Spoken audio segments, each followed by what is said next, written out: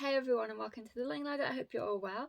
So for the past 2 years I have done what we're thinking of using curriculum video for the year. I'm not going to do that this year. I'm just going to show you all my curriculum choices when I've got them all in.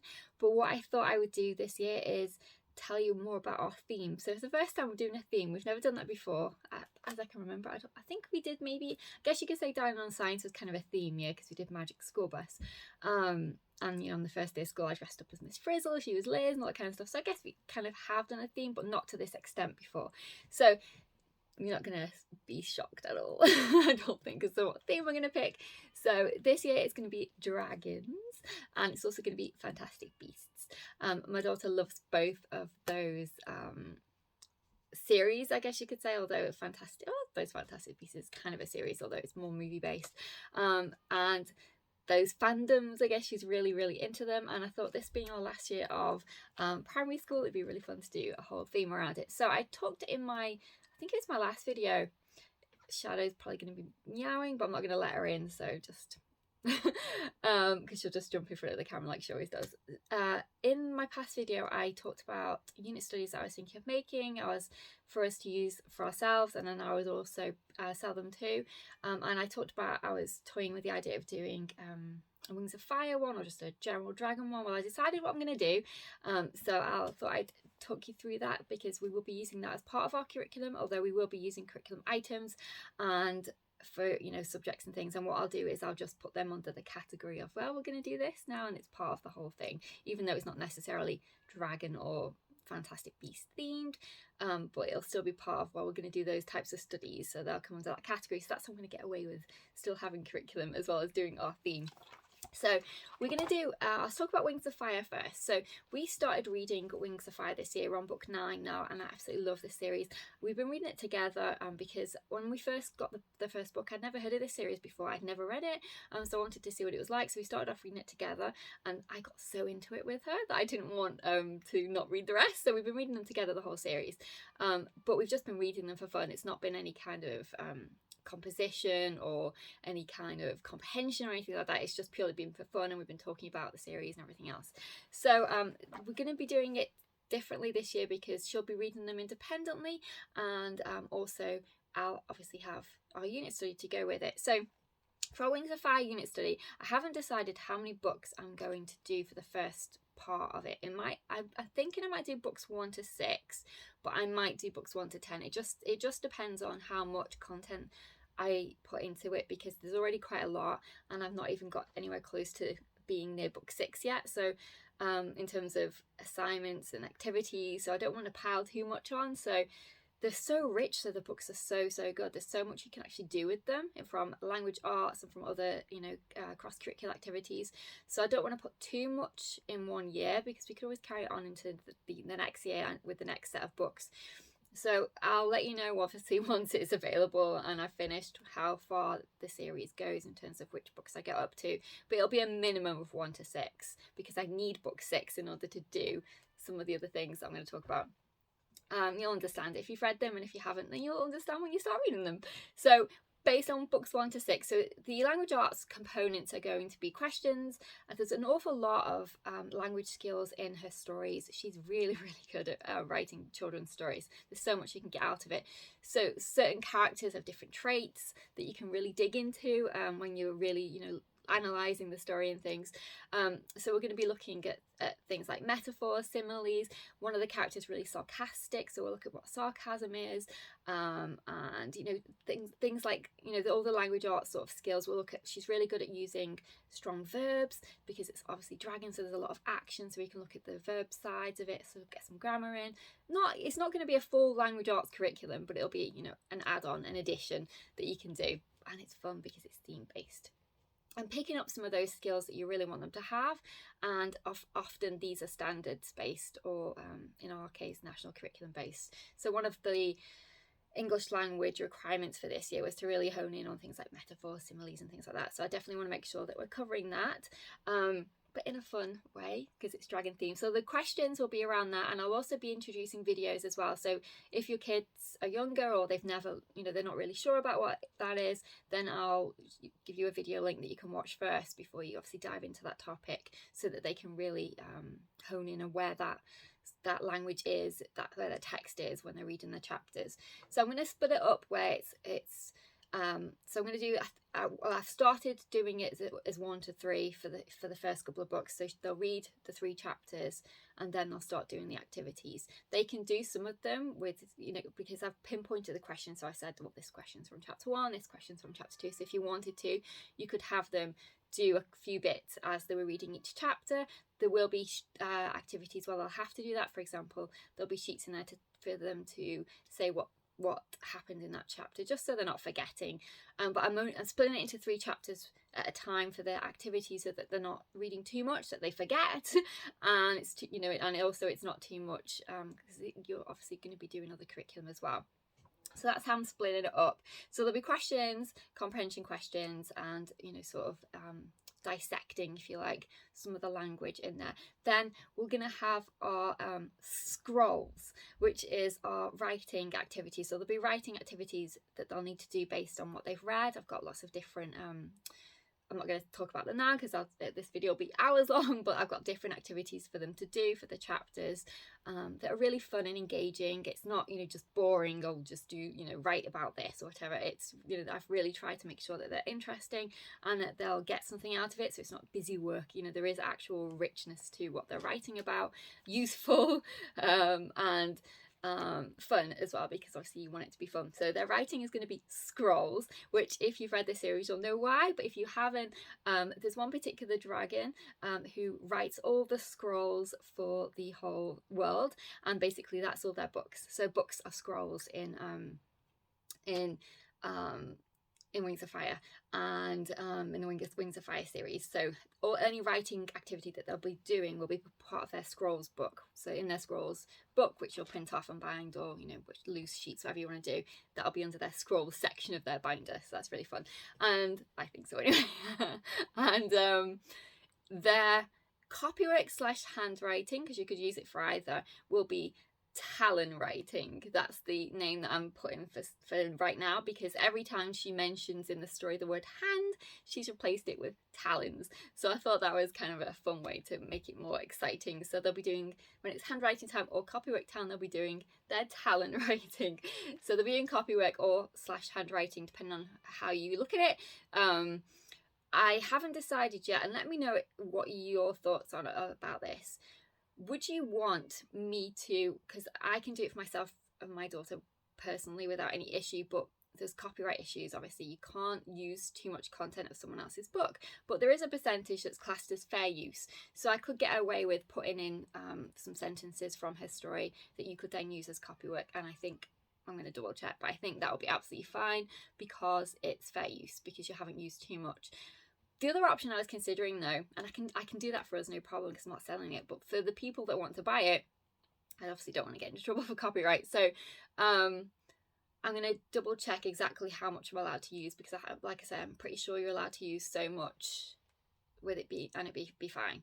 But I also thought of doing an option as well where the child can pick something out of the book, the chapter that they've read, for their talon work that they found really interesting.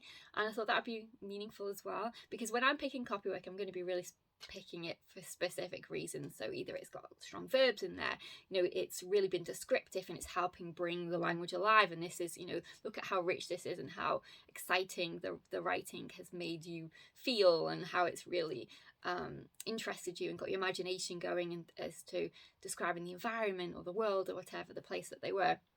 So that's the sort of copywork I would be really picking, or something that would, for example, would be a metaphor, or where someone's shown sarcasm, because there's one particular character, Tsunami, and she's so sarcastic but really funny, humorous. And I think kids often struggle with sarcasm, especially when they're younger, because they're very black and white. So I think it's really important to learn that skill, for one, and I really like the fact that there's a character in there that really helps with that too. So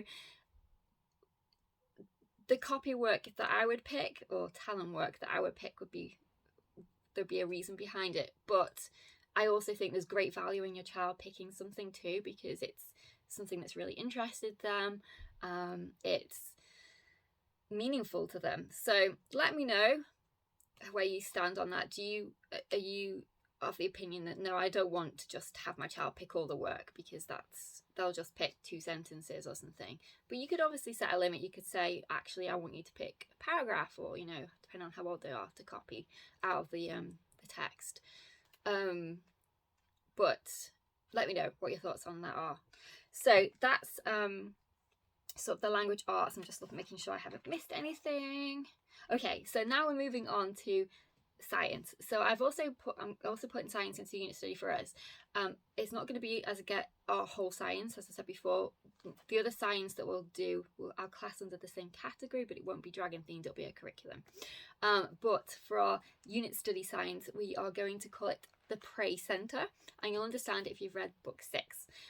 So in book 6, the dragons, hopefully I'm not spoiling this for anybody, but I'm sure your kids aren't watching this, so it'll be fine. In book 6, the dragons open a school, and they have a prey centre where all the dragons can go eat.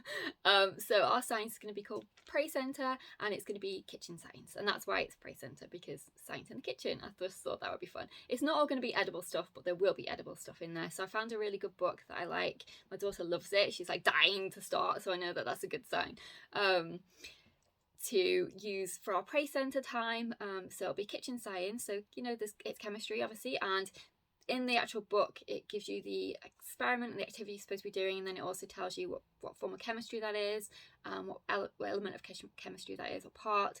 But I'll also add video links for you to watch as well, so you can read what the book says, but then you can also watch a video either before or after to help them do their experiment sheet, because obviously they'll have to do their hypothesis and you know what they've learned and everything else, so that can help them complete the assignment for that. But I'm also going to do elements as well. So we've got our Prey Centre, which is sort of our cooking chemistry, our kitchen chemistry. As I said, it's not all food, but there are food items in there, hence I can get away with calling it the Prey Centre and make it fun. But I'm also going to do elements as well. That's the working title. I don't know if that's what I'm going to call it at the end, but that's what it's called for now. That's what I've made it for now, elements. And that's going to be the periodic table.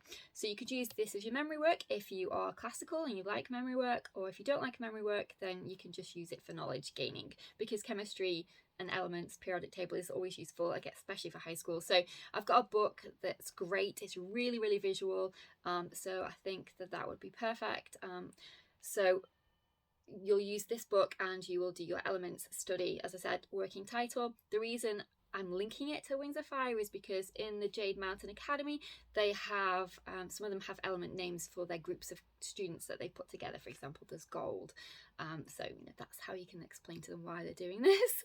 But basically in the periodic table, they will research an element.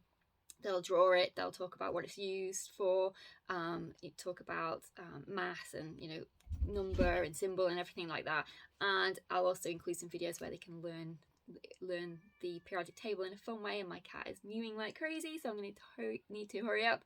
But where they can learn all about the periodic table and memorize it should you wish, and if you don't want them to, that's fine. The videos are fun, you know, just songs and stuff to help them. But that is going to be the science part for the Wings of Fire part of the unit for our year. Then we're also going to do some dragon history. I think I'm going to call it legends, legendary, legends, legend work. I don't know, it's a working title. I'll figure it out.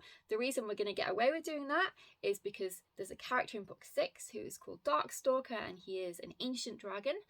He is over 2,000, well, he's been trapped for 2,000 years. It doesn't actually say how old he was when he originally got trapped, but he's been trapped underground for 2,000 years, so he's very, very old. So we're going to do some legends, some dragon legends, and I've got, again, another book that's really good to go with that. So we'll learn all about different dragons that are obviously not part of the Wings of Fire franchise, but it doesn't matter. You know, it's our history time. So with Starflight, which is one of the scholar dragon, I guess you could say, is who you're channeling when you're doing your history time. So we're going to be learning all about different dragons, different legends of dragons, where they were from, where they were located, you know, things like that. And then we're also going to squeeze in a country study specifically out of all the dragons that we've studied, and I picked China.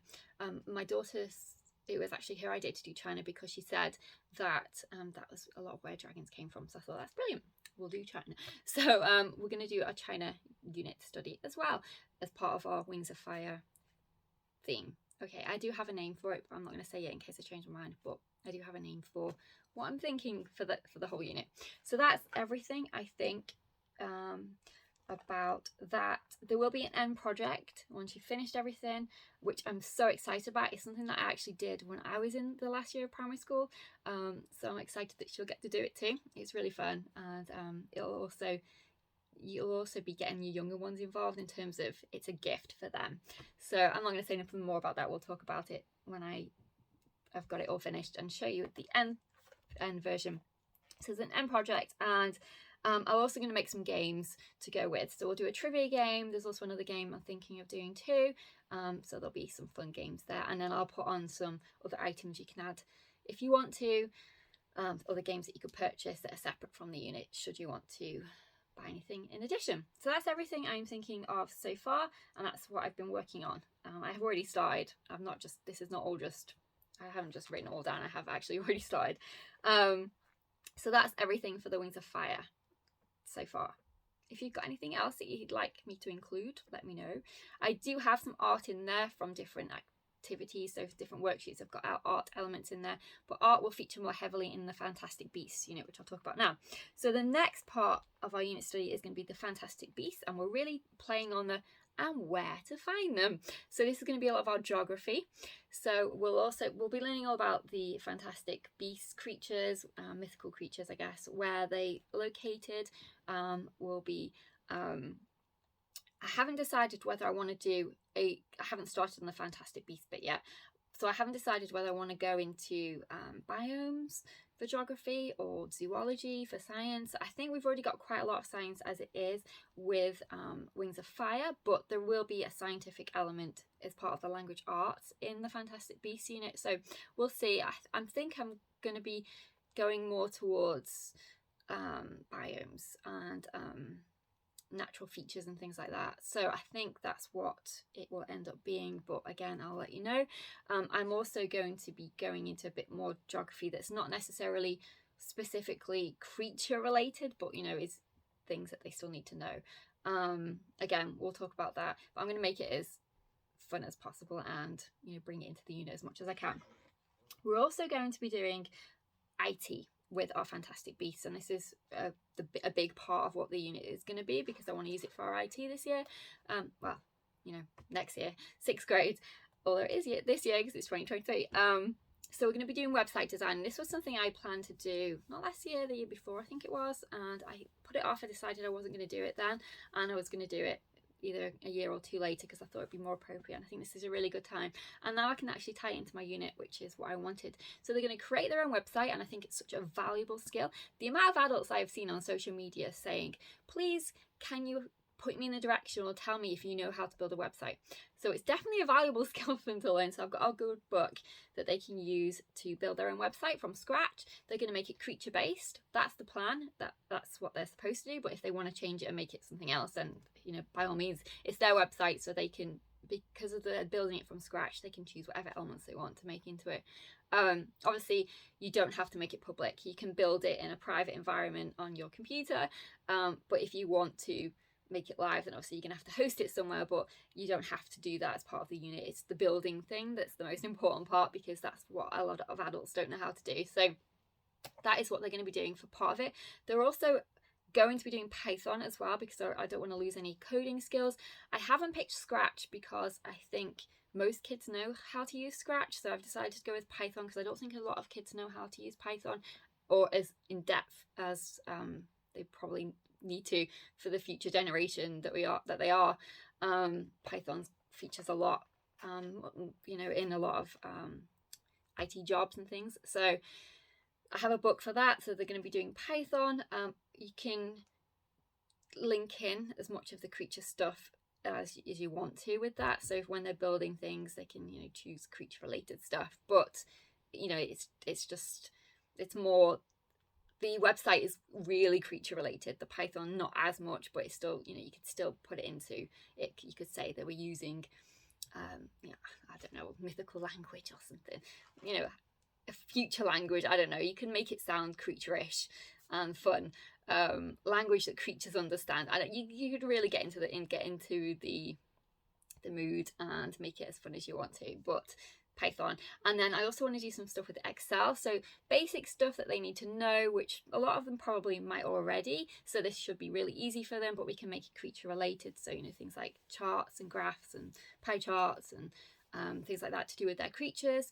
And then I also want to try and do maybe a couple of fun things with Excel that they might not know how to do, but we'll see on how much time I have, because I'll need to make videos and stuff to show you how to do that. It's not quite straightforward.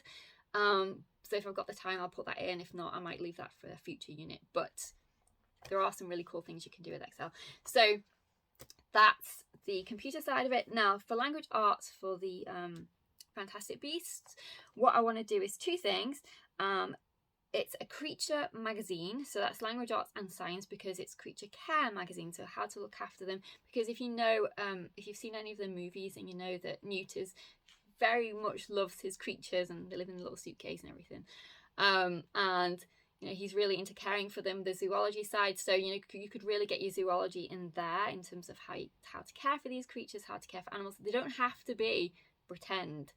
You can make them whatever you want them to be, but it's a creature care magazine, so it could be that you choose different animals and nothing to do with the Fantastic Beasts theme. As long as it's animal based, then that would work fine. It's just for you, it's not for anyone else, so your creatures can be whatever your kid wants them to be. So they'll be making a creature care magazine, but they'll be concentrating on design of their magazine, and how to do headlines that are eye-catching, things like that. So it's not just a sheet where they just talk about how to care for creatures. It's something that is there's more involved in it, if you like. You can make it as much as you want, obviously. And then their other language arts component is to write a fantasy story, and I thought that would work really well, because after they've done both units, they should really have a good grip on what fantasy writing is all about and everything else, and they can do that. They could do it as National Novel Writing Month if you wanted them to, or whenever you want, but it doesn't have to be in November. Obviously, you could just say, right, this month. So say this is your end of year project, say you're in June or May or whatever, you could say, right, this is our National Novel Writing Month in May. I think there actually might be one in May, I'm not sure, but anyway, this is when we're going to write our fantasy story. So that'll tie up their language arts and their final project for the Fantastic Beasts. So that's everything that I have planned for our themed unit. As I said, we will be sticking in curriculum into the subjects, particularly for maths and language arts and stuff. This won't just be it, but I thought it was a fun way to focus in on some skills, and just have a themed year, which I think will be really fun. Oh, I forgot to say, Fantastic Beasts art. So art is obviously a big component of the Fantastic Beasts, and I found a really good book on how to teach children to draw fantastical creatures. So art will be a component of Fantastic Beasts. That book is really good, so I'm really excited about that one as well. So yeah, that's everything in terms of our themed year. So there are little extras that you can buy. So for example, you can buy Newt's suitcase, and you can buy some of the creatures, his little stick insect green creature, and his thing that looks like a mole but isn't. But you don't obviously have to buy them, but if you wanted to, you could really go all out. In terms of books, you could add more literature into it if you wanted to. I think that's probably enough, but if you wanted to add extra stuff into it, you could. But yeah, that's everything in terms of what we're planning for the 6th grade. I can't believe it, our last year of primary school. Bittersweet. It always is when they get older, isn't it? Every year it's bittersweet, but children grow. That's what they're supposed to do. They're supposed to get older. But yes, I hope that was interesting for you. If you've got any questions, let me know. If you've got anything that you think, you're blatantly missing something that would be good to put into the unit, then definitely let me know. I've still got time to add stuff. But yes, I've already started making my stuff, so I'm excited. And now I need to let my cat in before she breaks my door down trying to get in, and I have to do my grocery haul. So yes, my grocery order. So I'll see you in our next video. Take care. Bye for now.